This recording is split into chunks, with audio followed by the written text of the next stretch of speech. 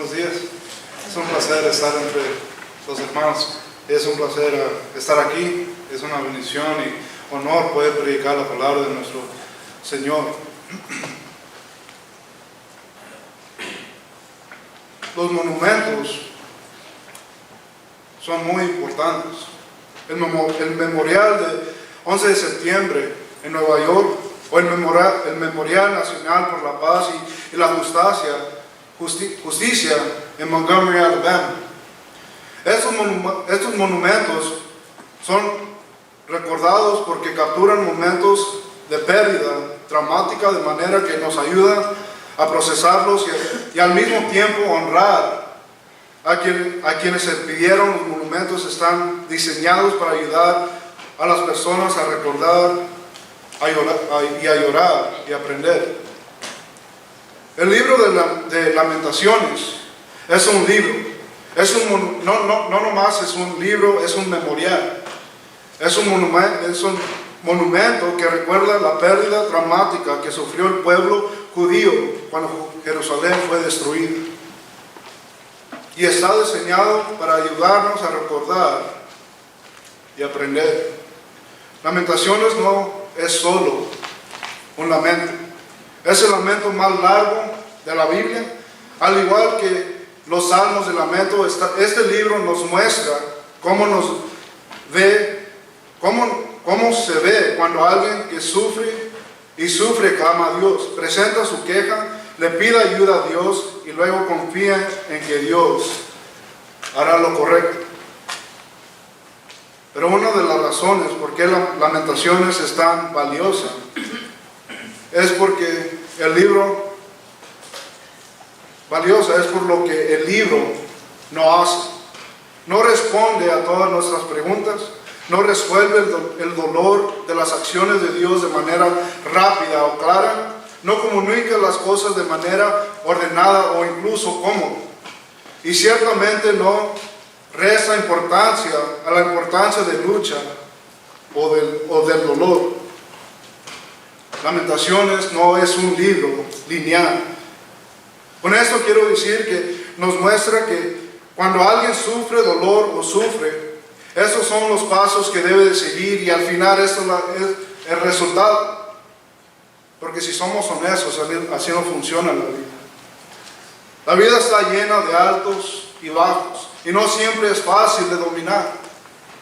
El sufrimiento no sigue una fórmula y las personas no siempre atraviesan los 5 etapas del duelo de manera ordenada. En medio de nuestro dolor, las emociones, las preguntas, las luchas, los miedos y las frustraciones son muy reales, a veces no muy fáciles de procesar. Por eso la categoría de lamento no resulta tan útil.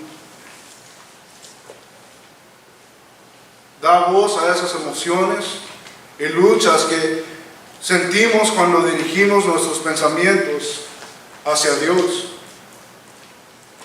Como hemos dicho antes, el lamento es algo que solo las personas temorosas de Dios pueden hacer porque es una oración que derrama nuestro corazón hacia Dios. El lamento lamenta lo que hace sucedido en nuestras vidas.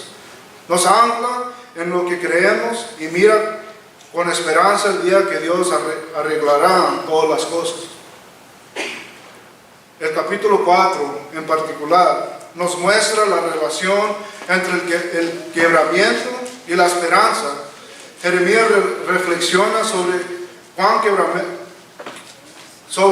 quebrantado está realmente el pueblo. Cuando Jerusalén fue destruida, Dios destruyó a su pueblo de tal manera que la única esperanza que les quedaba estaba en Dios.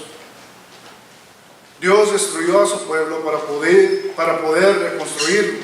Les quitó a todo lo que usaban como apoyo para que les quedara más remedio que apoyarse en Él.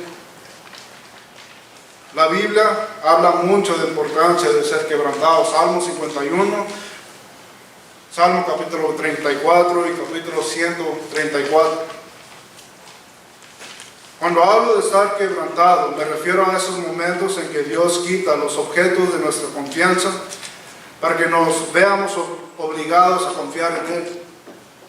Esos son los momentos en nuestras vidas en los que nuestros apoyos en la vida han sido eliminados. Y la única esperanza que tenemos está en Dios. A veces el quebramiento puede ocurrir debido a nuestro propio pecado. A veces puede ocurrir debido al pecado de otra persona.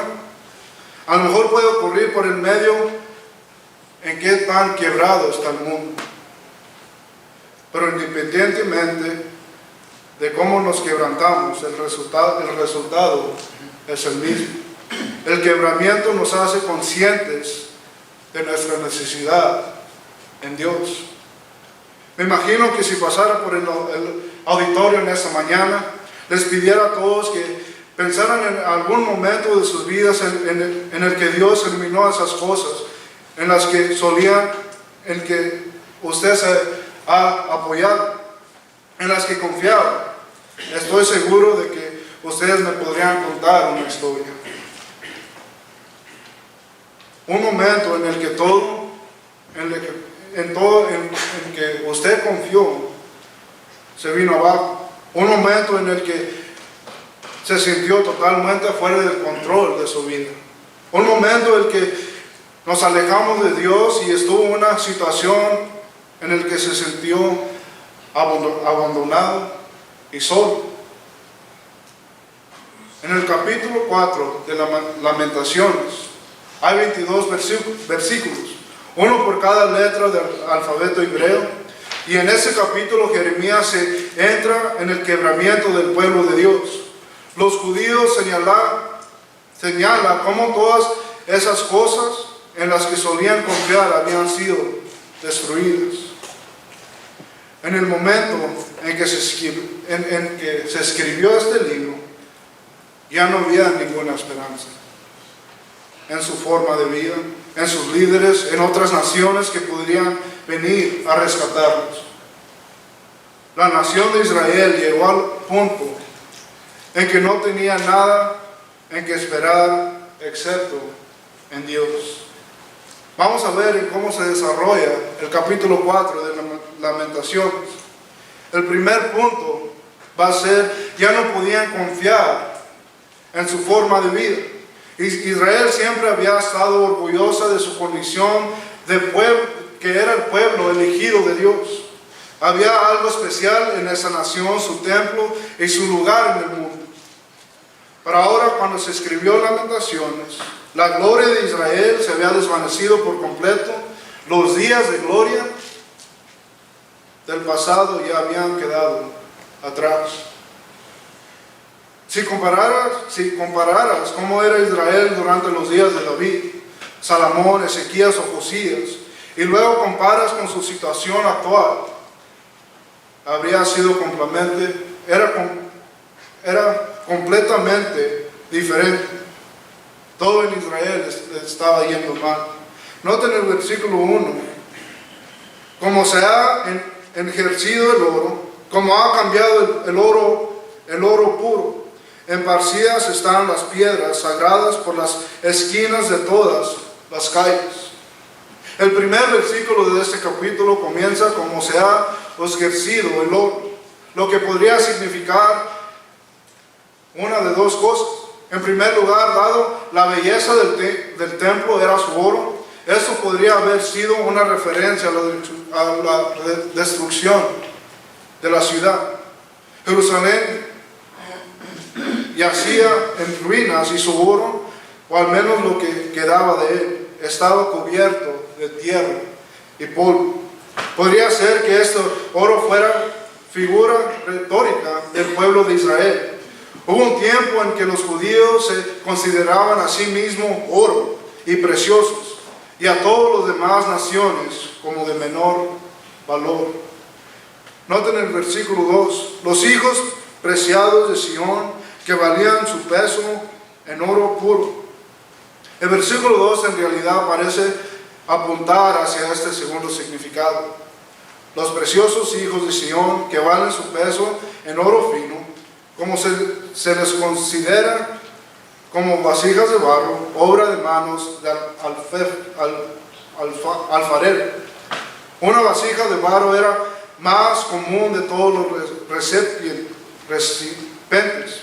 No había absolutamente nada de especial en una vasija de barro. Se podría decir que las vasijas de barro eran los Tupperware de su época. Eran baratos y desechables. Israel pasó de ser algo que valía su peso en oro a algo que prácticamente no valía nada. Y noten versículos 3 y 4. Aún los chacales de las ubres dan de mamar a sus crías, pero la hija de mi pueblo se ha vuelto cruel. Como las avestruces en el desierto, la lengua del niño de pecho y se le pega al paladar por la sed. Los pequeños piden pan, pero no hay quien lo reparta. En versículos 3 y 4 vemos que cuán terriblemente se trataba al pueblo de Israel. Jeremías dice que el pueblo judío trataba a sus propios hijos peor que un chacal, un perro salvaje. Comparo a Israel con una avestruz, famoso por dejar sus huevos desprotegidos. En Israel había niños que morían de sed y mendigaban comida sin que nadie quisiera compartir ni ayudar. Ahora noten el versículo 5. Los que comían manjares andan desolados por las calles. Los que se criaron entre púrpura, abarazán, estropoleros. La realidad actual de Jerusalén es mucho peor que la del pasado. La nación solía tirarse con toda clase de comidas deliciosas y vestirse con ropas finas. Pero ahora solo hay muerte y destrucción. En el versículo 9, Jeremías dice que hubiera sido mejor haber muerto en batalla que tener que soportar el sufrimiento de su época. Las cosas empeoraron tanto en Jerusalén que las madres se vieron obligadas a comerse a sus propios hijos para sobrevivir. El versículo 11 nos dice que sucedió de todo eso. Noten, el Señor ha cumplido su furor, ha derramado su ardiente ira y ha encendido un fuego en Sion que ha consumido sus cimientos. Todo este sufrimiento se debió a que Dios estaba disciplinando a sus hijos debido a su rebelión. Y como resultado Israel se vino abajo. Todo quedó arruinado. Los días de gloria no simplemente habían pasado, estaban muertos y enterrados. Israel como pueblo, como nación y como cultura fue aniquilado. Era un pueblo destrozado.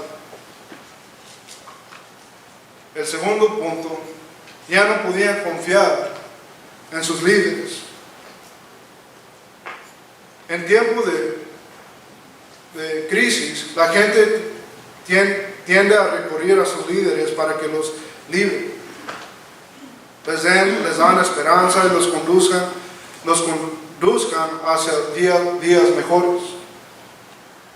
Pero noten en versículo 12 al 16, no creyeron los reyes de la tierra, ni ninguno de los habitantes del mundo, que pudieran entrar al adversario y el enemigo por las puertas de Jerusalén, a causa de los pecados de sus profetas y de las iniquidades de sus sacerdotes, quienes derramaron en medio de ella la sangre de justos.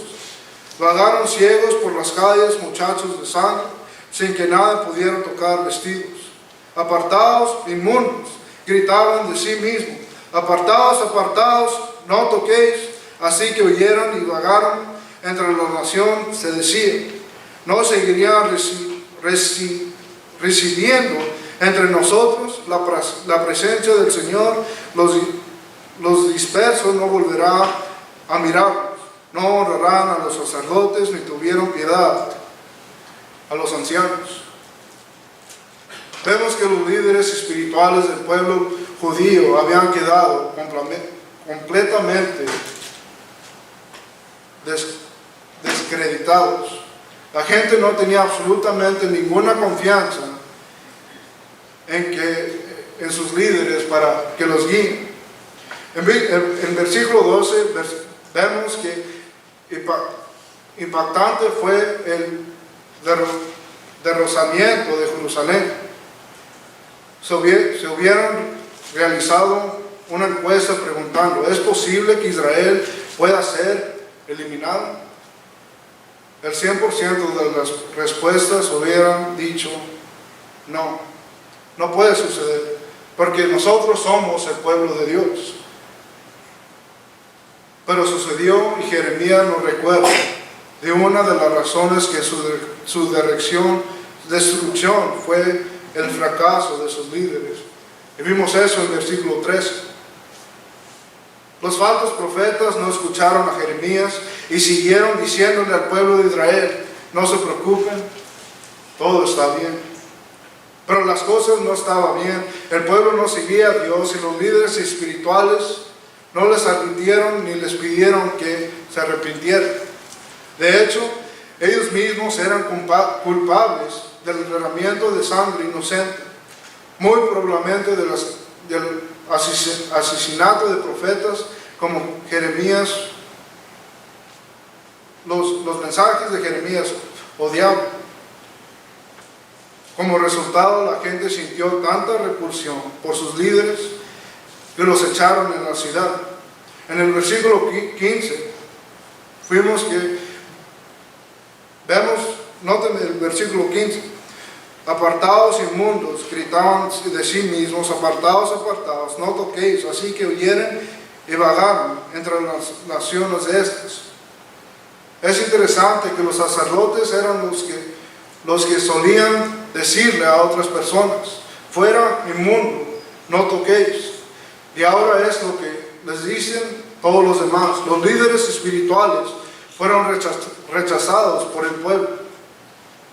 Y el versículo 16 nos recuerda que todo esto fue obra del Señor.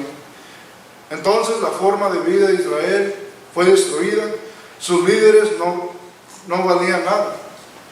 No quedaba nada en Israel que les diera alguna esperanza, pero tal vez haya otra nación que pueda ayudarlos. Número 3, ya no podían confiar en sus vecinos. Parte del patrón de Israel en el pasado se apresuró a confiar en las naciones vecinas para sacarla de sus problemas. Una y otra vez Dios advirtió a su pueblo que no confiara en esas naciones, sino que confiara en el Señor. Durante el asedio de Jerusalén, los judíos esperaban que Egipto saliera en su defensa y pusiera fin a la ocupación babilónica. De hecho, en un momento dado, el ejército egipcio marchó lo suficientemente cerca como para alejar a algunas fuerzas babilónicas. Pero cualquier esperanza de ser rescatado por Egipto se desvaneció rápidamente. No quedó nadie por ayudarlos, no se pudo detener al ejército babilónico. En versículos 18 y 19, noten: ponían trampas a nuestros pasos para que no anduviéramos por nuestras calles. Se acercó nuestro fin, se cumplieron nuestros días, porque había llegado nuestro fin. Nuestros perseguidores eran más veloces que las águilas del cielo. Por los montes nos persiguieron, en el desierto nos tendieron embocados. Jeremías describe el terror, el miedo y la depresión que sintió el pueblo durante el asedio de la destrucción que siguió. No había absolutamente nada, absolutamente ninguna manera de que nadie escapara, ni siquiera el rey. El pueblo de Dios fue objeto de burla por parte de sus vecinos y ninguno de ellos movió un dedo para ayudar. Toda su nación ha demorado y no parece haber nadie, ni dentro ni fuera de Israel, que pueda mejorar las cosas. Dios ha eliminado cada muleta en la que podían confiar y les dejó con una sola esperanza, y eso era en Dios. La buena noticia es que los judíos tenían un Dios fiel. Las únicas palabras esperanzadoras en todo ese capítulo aparecen en el versículo 22. Se ha completado el castigo de tu iniquidad, hija de Sión. No volverá el desterrarte, mas castigará tu iniquidad, hijo de Hinnom. Pondrá el descubierto tus pecados. La única esperanza de Israel se encontraba en saber que Dios era el responsable de su juicio y que su futuro como nación todavía estaba en las manos de Dios. Dios tenía esa nación de gente tan quebrantada que la única esperanza que tenían es que Dios ponga fin a su castigo y que su exilio no dure mucho. En otras palabras, esa nación estaba a la merced de Dios. Pero eso no es un mal lugar para estar cuando la vida es dura,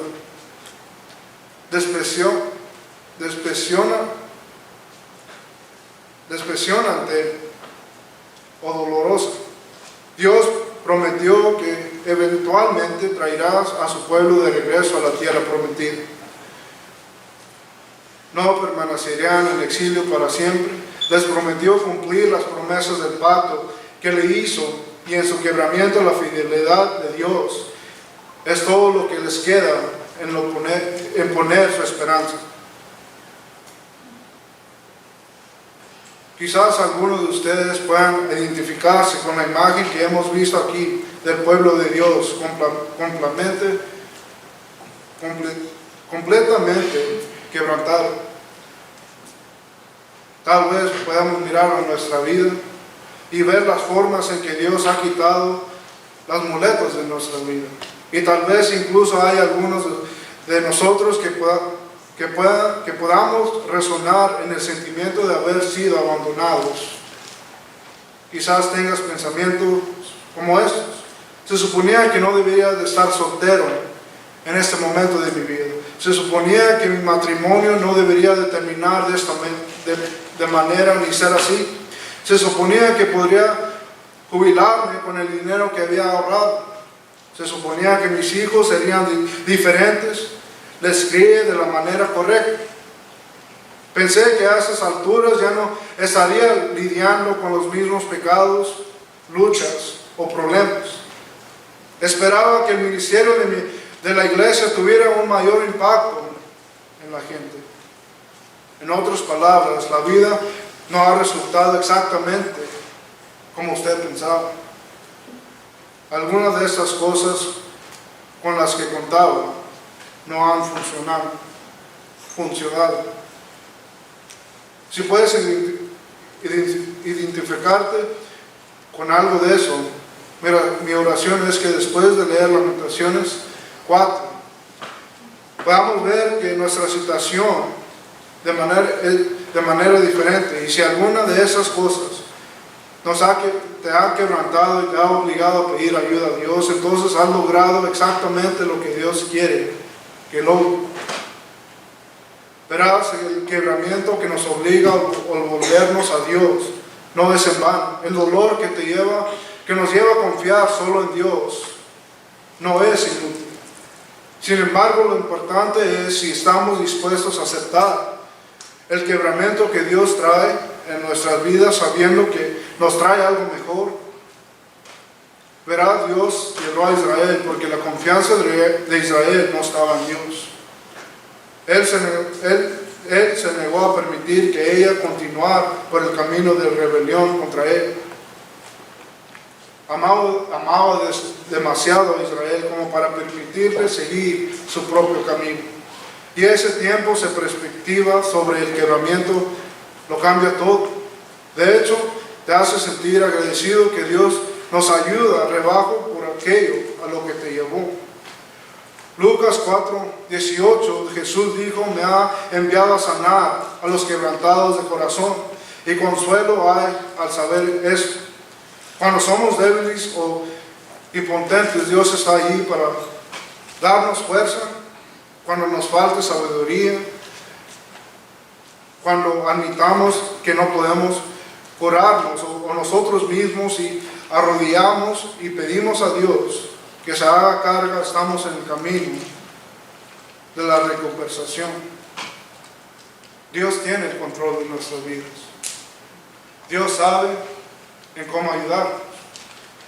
Si en esta mañana nos está visitando, le gusta ser parte de la iglesia, ya escuchó la palabra, la cree, está dispuesto a arrepentirse, está dispuesto a confesar el nombre de Jesús y está dispuesto a ser sumergidos en el bautismo para ser añadido a la iglesia.